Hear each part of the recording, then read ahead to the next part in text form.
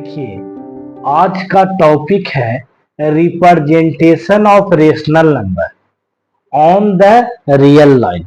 Real line पर आप किस तरह से रेशनल नंबर को रिप्रेजेंट करते हैं, वही आज का टॉपिक है। How to represent of rational number on the real line. On the real line class 9 का चैप्टर 1 का नंबर सिस्टम का सेकंड टॉपिक आज स्टार्ट हुआ है। क्या? Representation of rational number on the number real line पर। तो रियल लाइन का जो बेसिक कंसेप्ट होता है वो हम पहले जानेंगे। कैसे रियल लाइन होता है? तो देखिए, लाइन है। लाइन का डिफिनेशन क्या होता है? A line has no end point. देखिए, इसका कोई एंड पॉइंट नहीं है। It has increase both side. दोनों साइड इसको क्या किया जा सकता है? बढ़ाया या घटाया जाता है। इस हैज इंक्रीज या डिक्रीज बोथ साइड, दोनों साइड से बढ़ा भी सकते हैं, दोनों साइड से घटा भी सकते हैं। इसको हम लोग क्या कहते हैं? Number line. अब इस पर इस लाइन, अब इस पर अगर हम लोग नंबर को रिप्रेजेंट करते हैं, इंटीजर को रिप्रेजेंट करते हैं, रियल नंबर को रिप्रेजेंट करते हैं, तो ये रियल लाइन बन जाता है। कैसे? तो देखिए, ई क्या हो गया? जीरो, मिड पॉइंट में।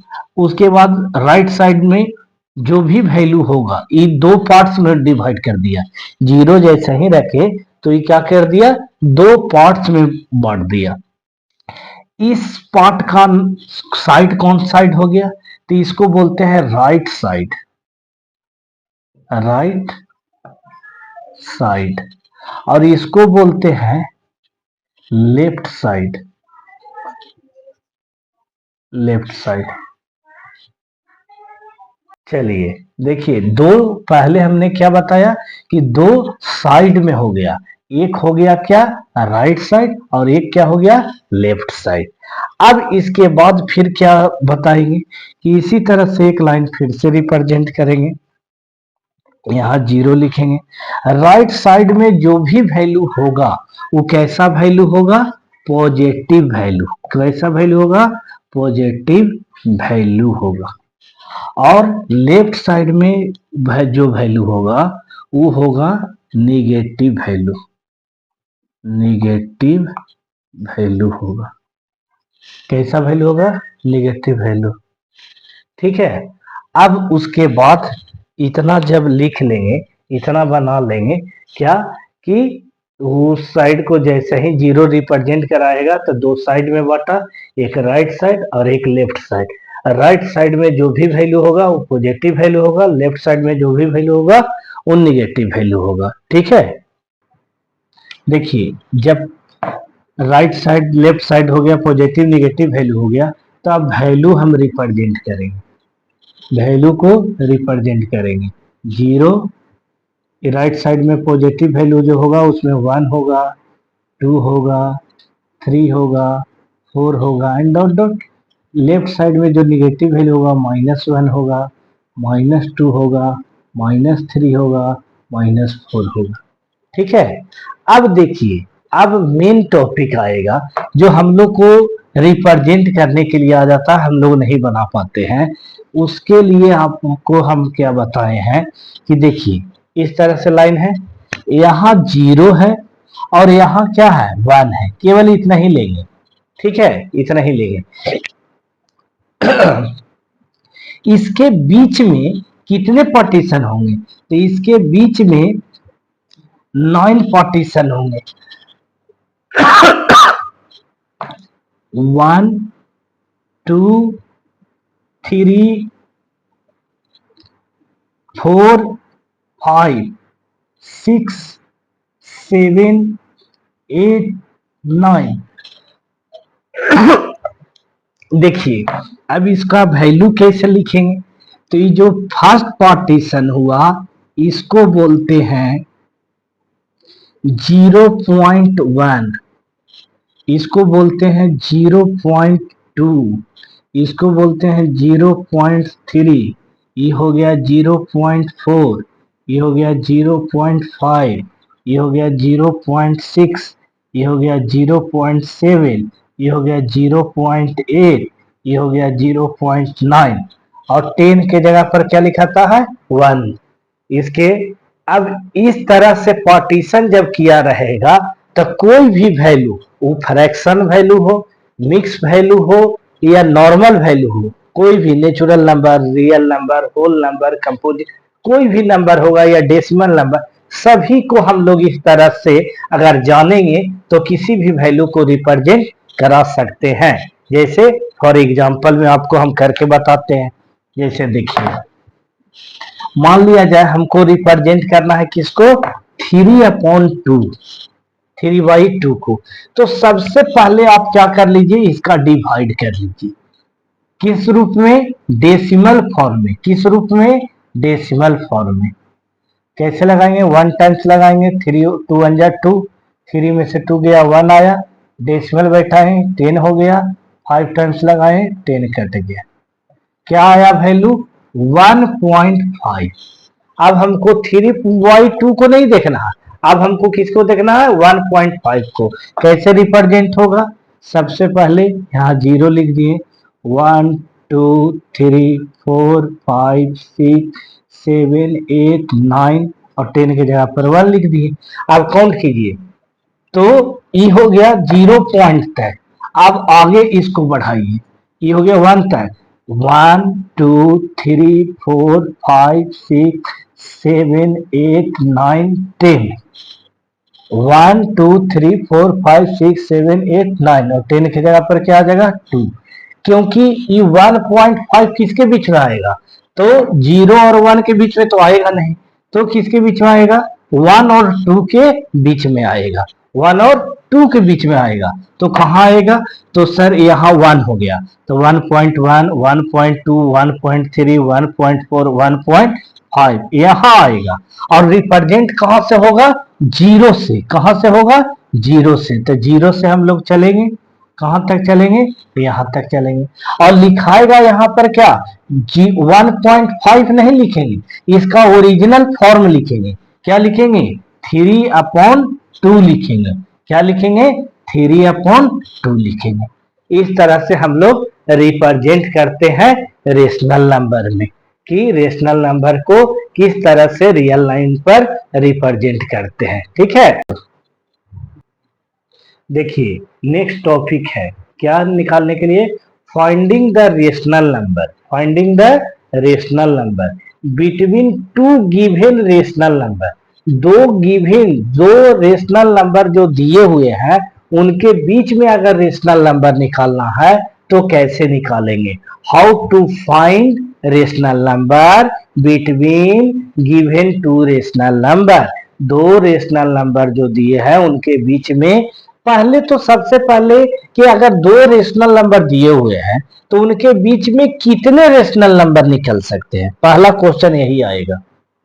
तो अगर इस तरह के क्वेश्चन ओरल क्वेश्चन में दिया जाए, ओरल क्वेश्चन पूछा जाए, तो इस तरह का क्वेश्चन का जवाब एक ही होगा, इनफाइनाइट। इसका जवाब क्या होगा, इनफाइनाइट। अब हम लोग को क्वेश्चन में दिया रहता है क्या कि find a rational number laying between 1/3 and 1/2। इसको फाइंड करना है रेशनल नंबर का, तो क्या करेंगे, तो सबसे पहले कंडीशन है क्या कि दोनों को जोड़ लीजिए। सॉल्व जब हम लोग करेंगे तो क्या करेंगे, 1/3 और 1/2 दोनों को ऐड कर लेंगे, और ऐड करके दोनों को 2 से डिवाइड दे देंगे, दोनों को जोड़ के और 2 से डिवाइड दे देंगे। जो आएगा वो हमारा रेशनल नंबर ही आएगा। तो सबसे पहले एलसीएम लेंगे 3 और 2 का, कितना आएगा एलसीएम 6। कितना आएगा 6। अब इसका 3 से डिवाइड करेंगे तो 2 आएगा, 2 में 1 से इंटू करेंगे तो 2 आएगा, प्लस 2 से डिवाइड करेंगे 6 में तो 3 आएगा, और 1 में 3 से इंटू करेंगे तो 3 आ गया, और बाई 2 जैसे था वैसे रहने दीजिए। तो 3 और 2 कितना हो गया 5, बाई क्या हो गया 6, बाई क्या हो गया 2। तो ये 2 कहाँ चला जाएगा, यहाँ 6 के बगल में। तो क्या हो जाएगा हमारा आंसर, फाइनल आंसर होगा 5/12। यही हमारा आंसर हो गया। ठीक है, पहला चीज। अब दूसरा बताएंगे कि एक रेशनल नंबर था तब, अब एक से अधिक रहेगा तब, जैसे 2 रहे, 3 रहे, 5 रहे, 10 रहे, तब ऐसा कंडीशन में क्या करेंगे। तो देखिए सेकंड क्वेश्चन क्या लिए कि insert 10 rational number between -5/13 and 6/13, इसके बीच में 10 रेशनल नंबर निकलना है। तो ये तो नॉर्मली बन जाएगा -5/13 और यहां लिख देंगे क्या 6/13। अब इसके बीच में देखिए कौन कौन आएगा, -4, -3, -2, -1, 0, 1, 2, 3, 4, 5। देखिए 1, 2, 3, 4, 5, 6, 7, 8, 9, 10, 10 गो हो गया। अब सबके बाई में क्या दे देंगे, सबके बाई में क्या दे देंगे, सबके बाई में दे देंगे 13, 13, 13, 13, 13, 13, 13, 13, 13, 13, 13, सभी के वाई में लिख देंगे और सब में कॉमा से सेपरेट कर देंगे, कॉमा से सेपरेट कर देंगे, कॉमा से सेपरेट कर देंगे। इस तरह से हम लोग इंसर्ट करने के लिए सीखते हैं कि कितने 10 हो गए ना। देखिए काउंट कीजिए 1, 2, 3, 4, 5, 6, 7, 8, 9, 10, 10 इंसर्ट हो गए। ठीक है, 10 इंसर्ट हो गए।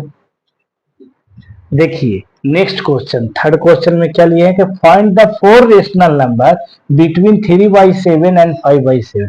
इसको हम लोग क्या करेंगे, इसको बाई यूजिंग फार्मूला से हम लोग इसको सॉल्व करेंगे। तो एक फार्मूला आता है रेशनल नंबर निकालने का, क्या, d equal to y minus x by n plus 1, यही फॉर्मूला होता है क्या चीज निकालने का, रेशनल नंबर निकालने का।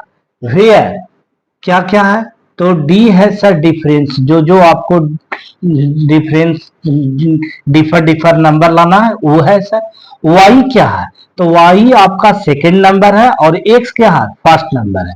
वाई क्या है, सेकंड नंबर है, एक्स क्या है, फर्स्ट नंबर है। एन क्या है, एन है नंबर ऑफ टर्म, कितने टर्म निकालना है, 4 टर्म, और 1 आपका कांस्टेंट है। तो यहां पर अगर लिखना चाहते हैं तो वेयर में लिख लीजिए क्या, y equal to second term, second term, x equal to first term और n equal to number of term, number of term, number of term.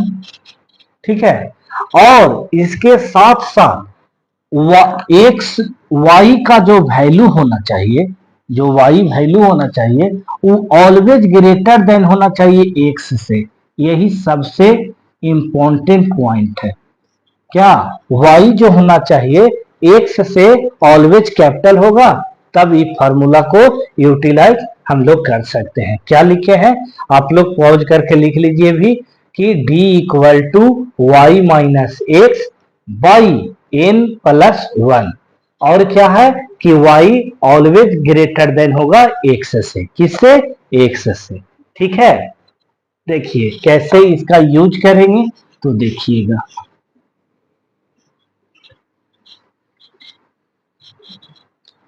क्या लिखा हुआ था, 3/7 एंड 5/7, इसके बीच में आपको नंबर निकालना है। तो देखिए कंपेयर अगर करना है कि ये एक्स और ये वाई है, कौन बड़ा है, तो आपको देखने से ही पता चलेगा कि जब डिनोमिनेटर सेम रहता है तो नोमिनेटर से कंपेयर करते हैं, और नोमिनेटर क्या है, तो 3 और यहाँ 5 है, कौन बड़ा होगा, ऑलवेज हो जाएगा y ग्रेटर देन हो गया। जब ग्रेटर देन होगा तब डी का फॉर्मूला लगाएंगे, y minus x by n plus 1। क्या लिखेंगे, तो y के जगह पर 5 माइनस 3 बाई कितने टर्म निकलना था, 4, तो 4 प्लस 1। ठीक है, क्या करेंगे, तो यहां पर लिखेंगे क्या, 5 में से 3 घट गया तो क्या बचा 2 बाई, और यहाँ कितना आ गया 5, डी का वैल्यू कितना आ गया तो डी का वैल्यू हम लोग को आ गया 2/5। क्या आ गया? 2/5। तो नंबर ऑफ टर्म 4 टर्म ना निकालना है, तो 4 टर्म निकालना है तो लिखेंगे फर्स्ट टर्म के लिए x plus D, second term के लिए क्या लिखेंगे x प्लस 2d, और थर्ड के लिए लिखेंगे x प्लस 3d, और फोर्थ टर्म के लिए लिखेंगे x प्लस 4d। सारे टर्म निकालना है। तो x का वैल्यू अब कैसे निकालेंगे, तो देखिए यहाँ पर थोड़ा सा इरेज करते हैं। हमारा क्या आया है? 2/5 आया है। क्या आया है? 2/5 आया। तो x क्या है? तो 3/3 कितना है? 5 था। 3/5 था, तो 3/5 लिख देंगे। और d का वैल्यू कितना है? तो d का वैल्यू है हमारा 2/5। क्या है? 2/5 जोड़ दीजिए तो 3 एलसीएम आएगा कितना? 5 आ गया। ये हो गया 3 प्लस 2, 5/5, वैल्यू कितना हो गया? 1। क्या वैल्यू हो गया? 1। ये हो गया x प्लस डी का। अब x प्लस 2d के लिए लिखते हैं, तो x का वैल्यू 3/5, और d 2 का 2 लिखेंगे, और d का वैल्यू आएगा 2/5। 3/5 पे 3/5, 4/5 हो गया। यहाँ से 5 एलसीएम हो गया, 3 प्लस 4 हो गया 7/5। ठीक है, x प्लस 2d निकल गया। ठीक है, अब x प्लस 3d निकालेंगे, तो 3/5 प्लस 3 इंटू डी क्या है? 2/5 है। ठीक है, क्या आएगा? तो 3/5 प्लस 6/5, 5 एलसीएम हो जाएगा, 3 प्लस 6 9/5 आ गया। Next 3/5 plus 4 into 2/5, 3/5 plus 8/5, 5 LCM आ गया, 3 प्लस 8 11/5 होगा। हमारा चारों नंबर आ गया। पहला नंबर आ गया 1, दूसरा नंबर आ गया 5/7, तीसरा आ गया 9/5, फिर चौथा आ गया 11/5। Thank you. आज आप लोग को हमने क्या बताया कि रेशनल नंबर कैसे फाइंड किया जाता है, बाई शॉर्ट मेथड और बाई यूजिंग फार्मूला मेथड।